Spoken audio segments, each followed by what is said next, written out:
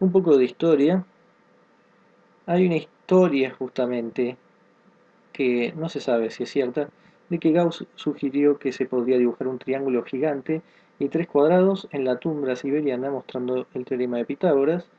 Se podría dibujar, por ejemplo, poniendo el cuadrado de pasto, el triángulo de arena, agua, y así que quede una imagen muy grande que los extraterrestres podrían ver desde afuera. Por supuesto que en ese momento no se sabía si ni siquiera los planetas cercanos estaban poblados de civilizaciones o no.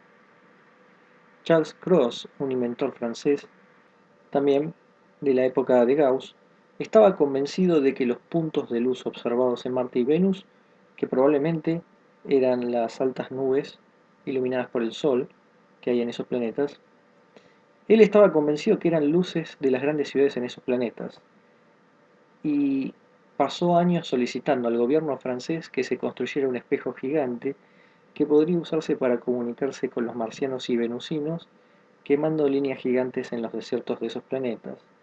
Es decir, que quería llamar la atención, pero de una forma bastante peligrosa. Podríamos terminar quemando ciudades alienígenas. Y ahí tenemos una imagen que podría representar lo que quería hacer. Alrededor de 1900, del año 1900, se creó el Premio Guzmán. El Premio Guzmán constaba de varias categorías, pero había una que tenía que ver con la primera persona que pueda establecer una comunicación interplanetaria. Iba a recibir 100.000 francos si lo lograba, con una excepción, justamente que Martin fuera excluido porque para esa época ya se habían visto los canales y se pensaba que ya estaba superpoblado Marte, entonces era como algo muy fácil, tenía que ser con otro planeta y le iban a dar el premio. Un poco de la historia más cercana, en qué época se empieza a hablar más del SETI y teniendo en cuenta la tecnología más actual. En 1959 aparece un paper Searching for Interstellar Communications de Giuseppe Cocconi y Philip Morrison. Entre otras frases decía que si hay señales presentes, ahora tenemos la tecnología para detectarlas. Esto viene más del lado de SETI, de escuchar, no de enviar. En 1960 aparece el proyecto OSMA, que es lo más parecido a lo que hace SETI hoy.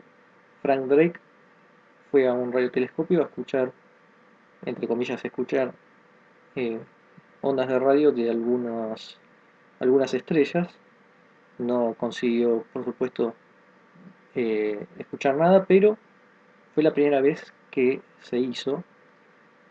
Y también en ese año aparece un libro, Lincos, Lingua Cósmica, de Hans Freudenthal, en un matemático, donde empieza a aparecer por primera vez la forma de lograr una comunicación o un lenguaje que dependa de la matemática, pensando en cómo comunicarse con extraterrestres.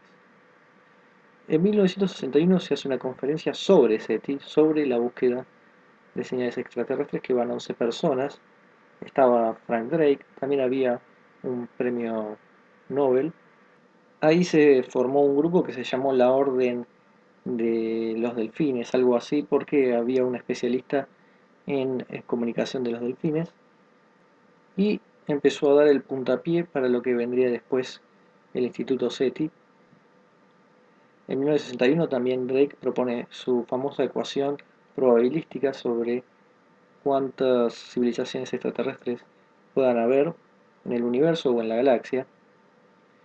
Y en 1963 aparece también Astroglosa, que era parecido a Lincos, nada más que propone cómo transmitir el lenguaje, utilizar pulsos largos y cortos para codificar números y símbolos. Entonces una cosa es el lenguaje y otra cosa es cómo transmitirlo. Y esto es la base de varios de los mensajes que enviaríamos más adelante. Uno de los primeros es el mensaje Morse. 1962, una propaganda soviética se puede decir. En 1962, un mensaje de radio en código Morse fue transmitido desde el Eupatoria Planetary Radar, y dirigido al planeta Venus. Por supuesto, en esa época no se sabía qué había en Venus exactamente.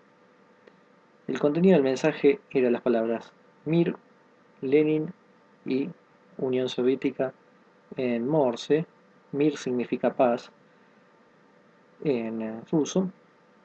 Actualmente, como comentario aparte, este mensaje de radio está dirigiéndose a la estrella HD 131336 en la constelación de Libra, pero está claro que este mensaje, además de que era breve, tenía un contenido simbólico humano, así que enviar Mir, Lenin y Unión Soviética no puede ser por otra razón más que una propaganda, y por eso acá mostramos como lo justamente mostraba el diario de la época soviético.